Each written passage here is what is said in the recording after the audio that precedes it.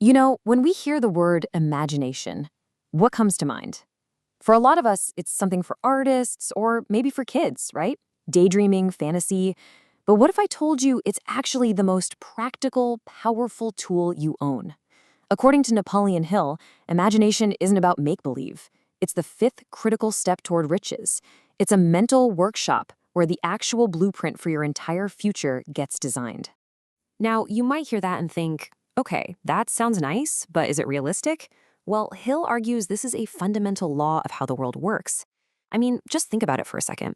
Every single human invention, from the airplane to the smartphone in your pocket, started as just an idea, a thought.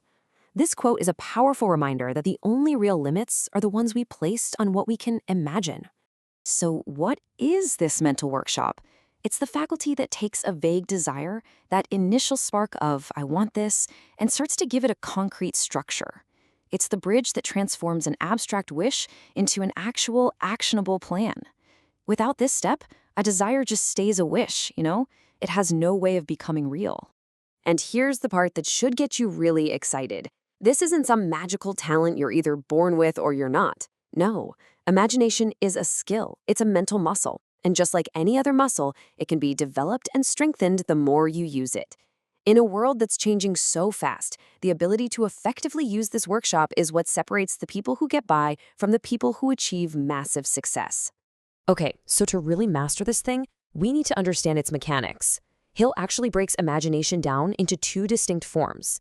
And knowing how they work together, well, that's the key to getting your own workshop into full production. First up, you have synthetic imagination. Think of this as your mental workbench. It takes all the stuff you already know, your experiences, your education, your ideas, and it just rearranges those pieces into new combinations. This is where most everyday problem solving happens. But then, there's creative imagination. This is your direct line to brand new ideas. This is where hunches and flashes of inspiration come from. And this is key, it only really fires up when your mind is vibrantly alive with a strong, burning desire. Okay, so theory is great, but how does this actually play out in the real world? Let's dive into one of the most powerful examples Hill gives us. The story of how a simple idea in an old kettle ended up creating a global empire. So the story kicks off here. A country doctor sells a secret formula to a drug clerk named Asa Candler for $500. Now, today, that might not sound like a lot of money, but for Candler at the time, it was everything he had, his entire life savings. He wasn't just buying a recipe. He was betting his entire future on an idea that was written on a little scrap of paper. See, the doctor sold the kettle and the paper, but he completely missed the most valuable part of the deal. The one thing that Asa Candler brought to the table, the thing the doctor knew nothing about, was imagination. Candler didn't just see a formula for a drink. He imagined a world where everyone, everywhere, was drinking his product. That vision, that imagined future, was the true magic ingredient here. And this just brilliantly hammers home Hill's core principle. The Coca-Cola Company, this massive physical reality that employs millions and is worth billions, it all began as an intangible thought. It's definitive, undeniable proof that an idea, when you power it with imagination, can literally reshape the world. Now for another story, but this one shows what happens when you supercharge imagination with one other critical element, a definite decision. This one's not about a product, it's about building a monumental project from scratch. Let me introduce you to Dr. Frank Gonzalez. He had this powerful dream to build a totally new kind of school, a place where students could learn by doing. It was a great idea, but he needed $1 million. So for 2 long years, he just thought about it.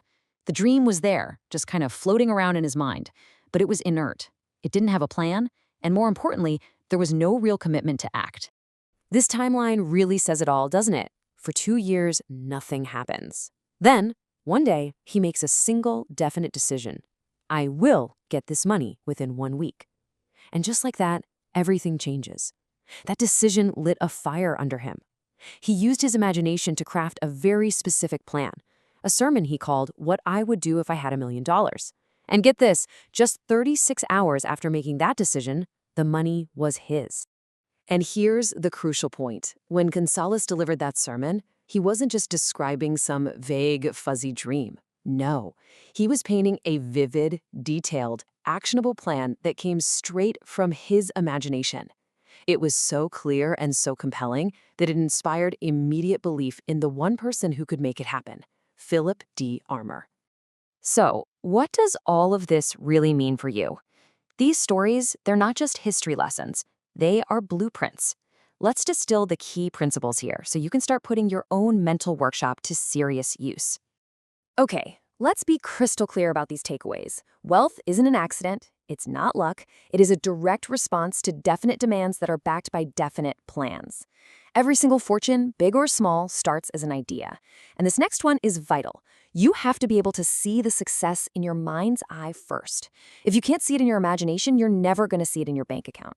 And maybe the most important part, your imagination might feel a little rusty right now. That's okay. Just like a muscle, it gets stronger every single time you use it.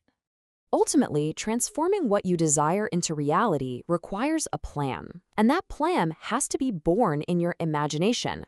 As Hill puts it, success requires no explanations and failure permits no alibis. So the only question left to ask is, are you ready to step inside and get to work in the workshop of your mind?